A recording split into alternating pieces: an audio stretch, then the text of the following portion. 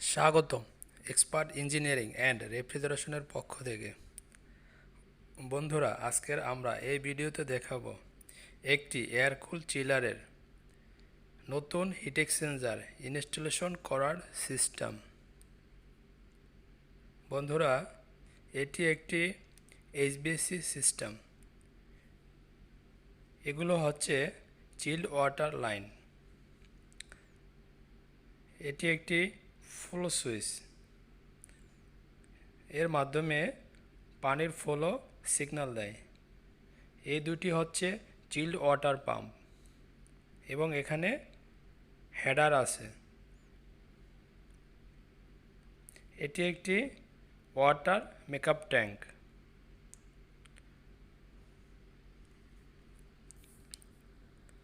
বন্ধুরা, এখন আমাদের যে পুরাতন হিট এক্সচেঞ্জারটি আছে এটি আমরা খুলে নেব। এখন আমরা সাকশন লাইনটি কেটে নিচ্ছি। দেখতেই পাচ্ছেন আপনারা, কাটার দিয়ে কেটে নিলাম। এরপরে আমরা এক্সপানশন বাল্বের পরে যে কপার পাইপটি আছে এটিও আমরা কেটে নেব।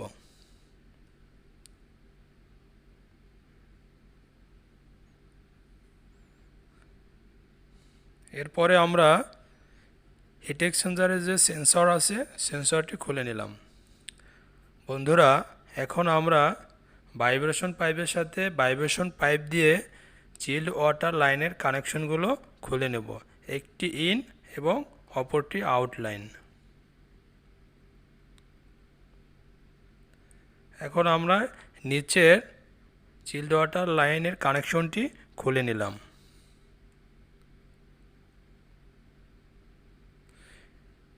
এরপরে আমরা বন্ধুরা এটিকে সিল করে নিয়েছি। সিল করে আমরা নাইট্রোজেন প্রেসার দিব। বন্ধুরা, এখন আমরা নাইট্রোজেন প্রেসার দিছি। দেখতেই পাচ্ছেন আপনারা 200 PSI উঠছে।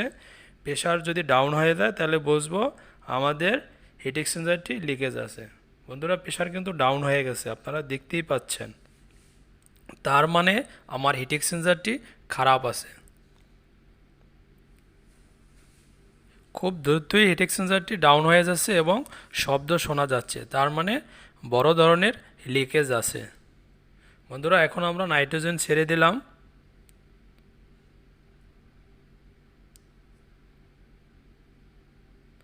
এই যে আমরা এখানে সিল করেছি।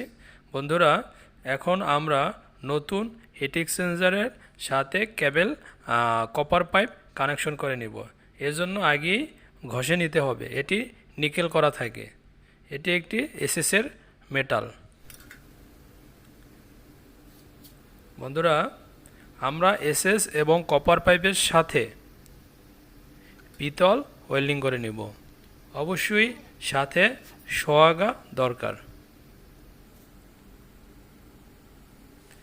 এটি খুব সাবধানে ওয়েল্ডিং করতে হবে। এসএস অতিরিক্ত হিট হয়ে গেলে পিতল ওয়েল্ডিং সহজে ধরতে চায় না।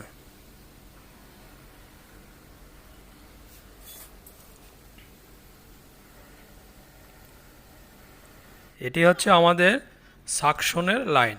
কপার পাইপের সাইজ হচ্ছে 11/8। বন্ধুরা, এখন আমাদের সাকশন এবং ডিসচার্জের কমপ্লিট। এরপরে আমরা এখন বেজে কানেকশন করে নিলাম। আমরা একটি এর জন্য নতুন বেজ বানিয়ে নিয়েছি হিট এক্সচেঞ্জারের জন্য। এখন আমরা চিলারের বেজের ভিতর ঢুকিয়ে নিয়েছি ইনস্টলেশন করার জন্য। আগের যে হিট এক্সচেঞ্জারটি ছিল আর এখন যেটি আছে এটি একটু পাইপলাইনের কানেকশন অন্য রকমের, তাই আমরা আগেই পাইপলাইনের কানেকশনটি মডিফাই করে নিয়েছি। এখন আমরা সাকশন লাইনটি ওয়েল্ডিং করে নিচ্ছি। পাইপ দুটি যখন গরম হয়ে যাবে, তার মানে লাল হয়ে যাবে, হিটে ব্রেজিং রড দিলে অটোমেটিকলি গলে সিল হয়ে যাবে।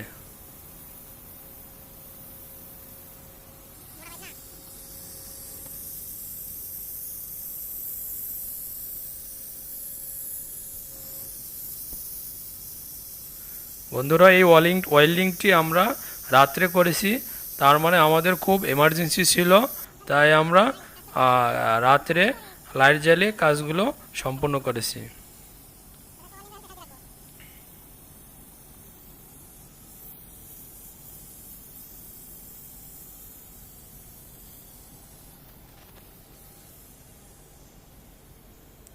বন্ধুরা, আপনারা যখন ওয়েল্ডিং করবেন তখন খুব সাবধানে ওয়েল্ডিং করবেন, কারণ এর আশেপাশে অনেক ইনসুলেশন থাকে, যাতে কোনো দুর্ঘটনা না ঘটে। আমাদের সাকশন কমপ্লিট।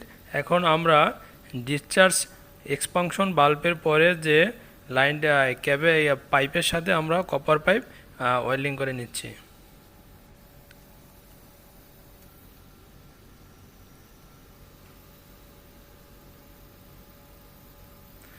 আপনারা দেখতেই পাচ্ছেন আমরা এক্সপানশন ভাল্বটি কিন্তু ভিজানো জোট ভিজিয়ে তারপরে ঢেকে ঢেকে নিয়েছি, যাতে ওভারহিটে এর ভিতর একটি সিল থাকে এক্সপানশন ভাল্বের ভিতর, যাতে সিলটি নষ্ট না হয়ে যায়। দেখেন এই যে লাল হয়ে গেছে, এখন ব্রিজিং রড দিলেই অটোমেটিকলি গলে যাচ্ছে। বন্ধুরা, এখন আমরা ডায়ার খুলে এবং এই ডায়ারের যে পাইপটি আছে এটি সমস্যা আছে, তাই আমরা পাইপ খুলে নতুন পাইপ দিয়ে মডিফাই করে নিব আমাদের কাজের সুবিধার্থ এবং সৌন্দর্যের জন্য। এখন আমরা 5/8-এর পাইপ এটি এখন আমরা ফ্লাইং করে নিচ্ছি। আমাদের ফ্লাইং কমপ্লিট। বন্ধুরা, 5/8-এর ডায়ারের সাথে 5/8-এর কপার পাইপ এবং 5/8-এর নাট সকেট লাগবে।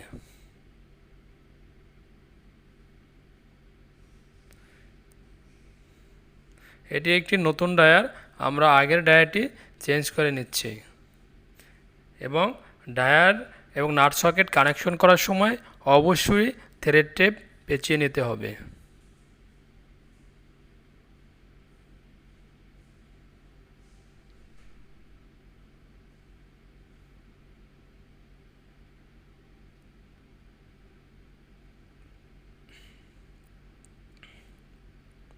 বন্ধুরা, নাট সকেটটি আমরা আগে থেকেই টাইট দিয়ে নেব, তার কারণ আমাদের কাজের সুবিধার্থের জন্য।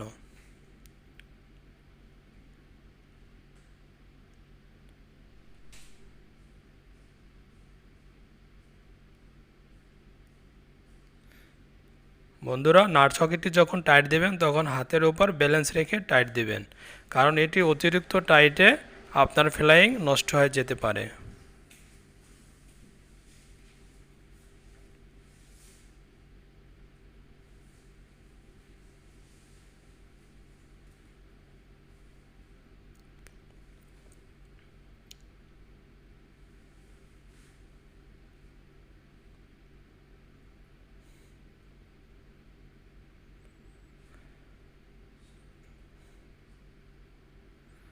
বন্ধুরা, এখন আমরা এলবোটি ঢুকিয়ে নিলাম, এরপরে আমরা ওয়েল্ডিং করে দিব।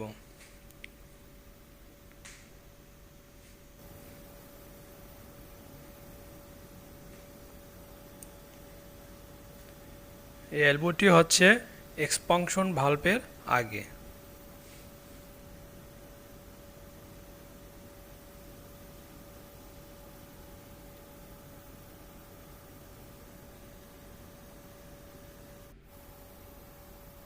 বন্ধুরা, এখন আমরা ডায়ারের উপরের অংশ ওয়েল্ডিং করে নিচ্ছি।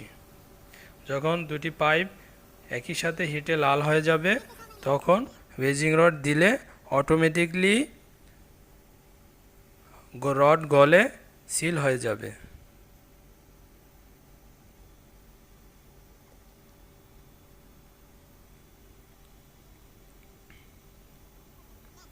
বন্ধুরা, আমাদের ডায়ারটির নাম হচ্ছে EK165। আমাদের ডায়ার লাগানো কমপ্লিট। বন্ধুরা, এখন আমরা নাইট্রোজেন দিয়ে পুরো ইউনিটটি চেক করে নেব কোথাও কোনো লিকেজ আছে কিনা। আপনারা দেখতেই পাচ্ছেন এখন আমরা হাই প্রেশার দিয়ে আমরা নাইট্রোজেন প্রেশার দিয়েছি। বন্ধুরা, এভাবে করে আমরা 12 ঘন্টা রাখবো। 12 ঘন্টা রাখার পরে আমরা লিক টেস্ট করার পরে যদি আমাদের প্রেশার না কমে তাহলে আমরা আমাদের বাদবাকি সিস্টেম ভ্যাকুয়াম করে রান করব।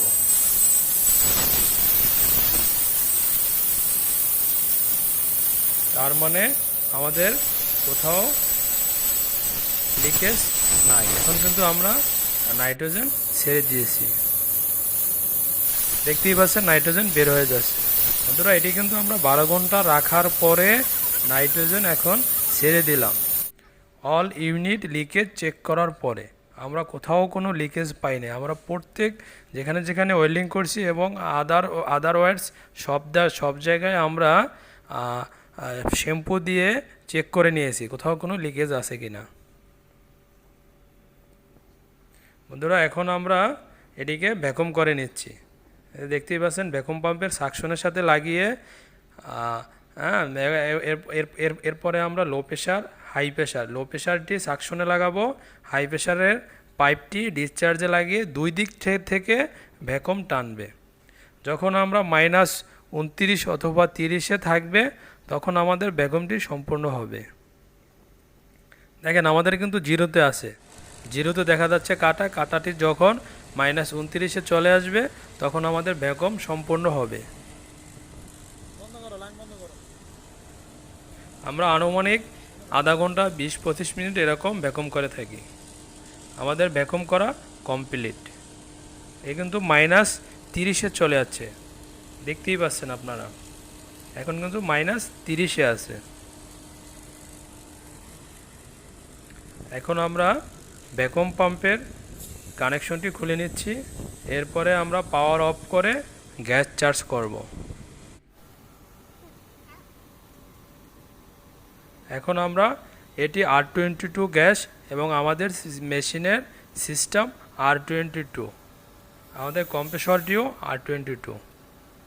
এখন আমরা এখান থেকে একটু পাইপের ভিতর যে হাওয়াটা থাকে এটি বের করে গ্যাস ঢুকিয়ে দিচ্ছি ভিতরে। বন্ধুরা প্রথমে আপনারা 25 থেকে 30 PSI পর্যন্ত ভ্যাপার দিয়ে নেবেন, এরপরে লিকুইড দিবেন। আমাদের এই সিস্টেমটি হচ্ছে R22, রেফ্রিজারেন্ট R22। আমাদের কম্প্রেসরও রেফ্রিজারেন্ট R22, হিট এক্সচেঞ্জার সিস্টেমও রেফ্রিজারেন্ট R22 এই প্রেসারে তৈরি করা।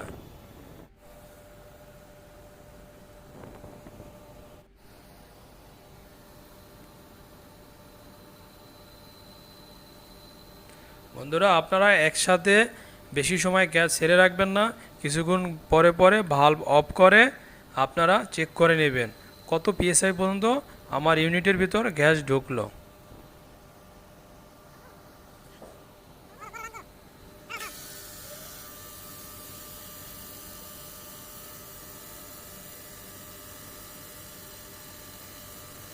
এখন কিন্তু আমার ভালভটি বন্ধ করা।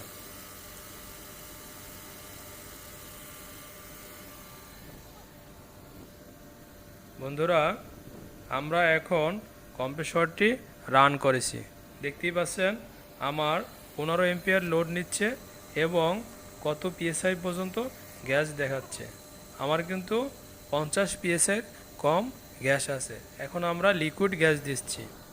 আমাদের কম্প্রেসরটি বিপরীত দিকে নিচের দিকে রেখে আমরা এখন লিকুইড গ্যাস দিতেছি।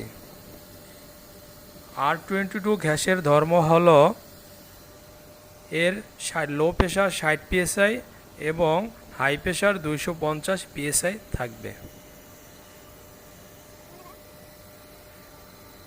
এখন আমরা বন্ধ করলাম।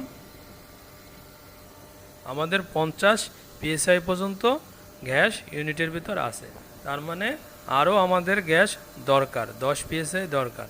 এটি আমরা আস্তে আস্তে দিব। বন্ধুরা আমাদের এখানে কিন্তু এখন আইস কেটে গেছে, আপনারা দেখতেই পাচ্ছেন আমাদের এক্সপানশন বাল্বের সামনে কিন্তু আইস নেই। এটি যখন গ্যাস কম থাকে তখন এখানে আইস ধরে এবং আমাদের যে হিট এক্সচেঞ্জারটি প্রচুর পরিমাণে ঠান্ডা হচ্ছে।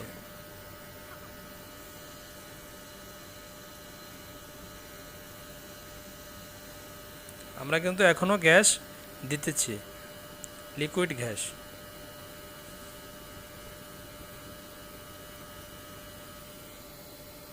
বন্ধুরা আমাদের হিট এক্সচেঞ্জারটি কিন্তু জলীয় বাষ্পের যে আর্দ্রতা এটি ঠান্ডার কারণে ঘামিয়ে পড়ছে, আপনারা দেখতেই পাচ্ছেন। এখন আমরা রেফ্রিজারেন্ট অফ করে দিলাম লিকুইড, তার মানে আমাদের এখন 550 আছে, আরও গ্যাস দরকার।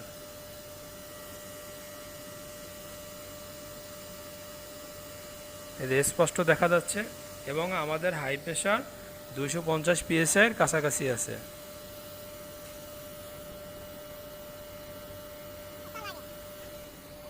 বন্ধুরা এরকম আপনারা অল্প অল্প করে গ্যাস দিয়ে ব্যালেন্স করে নেবেন, একসাথে বেশি গ্যাস দিলে মেশিনের জন্য অনেক ক্ষতিকর। বন্ধুরা এটি একটি এয়ার কুল চিলার।